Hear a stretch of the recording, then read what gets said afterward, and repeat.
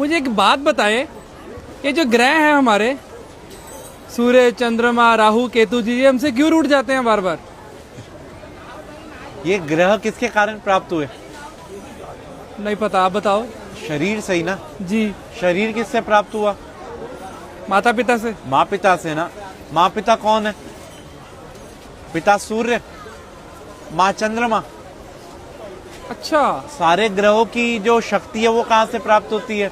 सूर्य से जी। चंद्रमा से जी।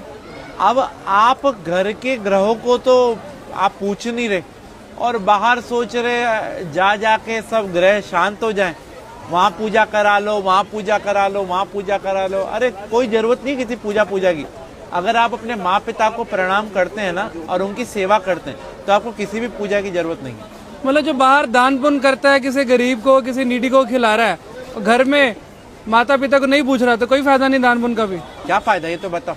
और मंदिर गुरुद्वारे जाने का भी कोई फायदा कोई नहीं। फायदा नहीं। भाई सबसे पहले भगवान कौन है? माता पिता। जिसने अपने माँ पिता की सेवा कर ली उसने सब कुछ जीत लिया। अगर वो अपने माँ पिता की सेवा नहीं कर सकते तो उनका कोई भी दान व्यर्थ है। आज जो गणेश जी अग्रसर हैं, सबसे पहले उन्हीं की पूजा होती है। क्यों? उन्हें ब्रह्मांड के 3 चक्कर की जगह माँ पिता की परिक्रमा कर ली थी। तो हम कैसे खुश कर सकते हैं अगर कोशिश करना चाहे कोई बच्चा? भाई अपने माँ पिता से पूछो उनको कहाँ जाने की इच्छा है।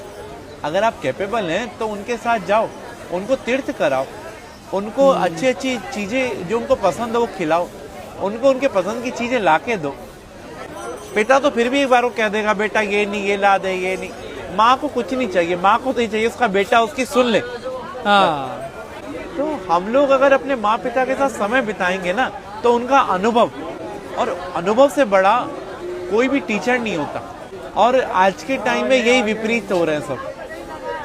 सास ससुर को और बहू को प्यार करते हैं, बेचारी माँ जिसने जन्म दिया उसे जयराम जी की कर देते हैं। जिसके कारण सास ससुर और बीवी मिली है, सब मिले, उसको हम भूल रहे हैं। उसको हम भूल रहे हैं। तो यही हमारे असली कर्म है, बस बाकी सब ढोंग है। हमारा तो कर्म ही सिर्फ अपने माँ पिता की सेवा है, अपने माँ पिता और गुरु। प्रातः काल उठकर रघुराई, माँ पितु गुरु चरण नवाई।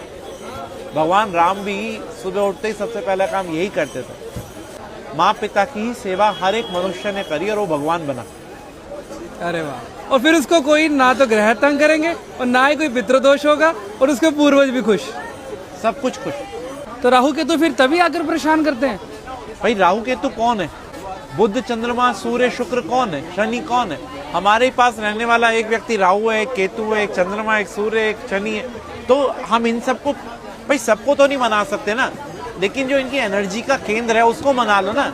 पिता को प्रणाम करने से सूर्य, पिता की सेवा करने से सूर्य, पिता की सेवा करने से हमारे सारे ग्रह शांत हो जाते हैं। आज जो मुस्कान आपके चेहरे पे है उसका कारण कौन है?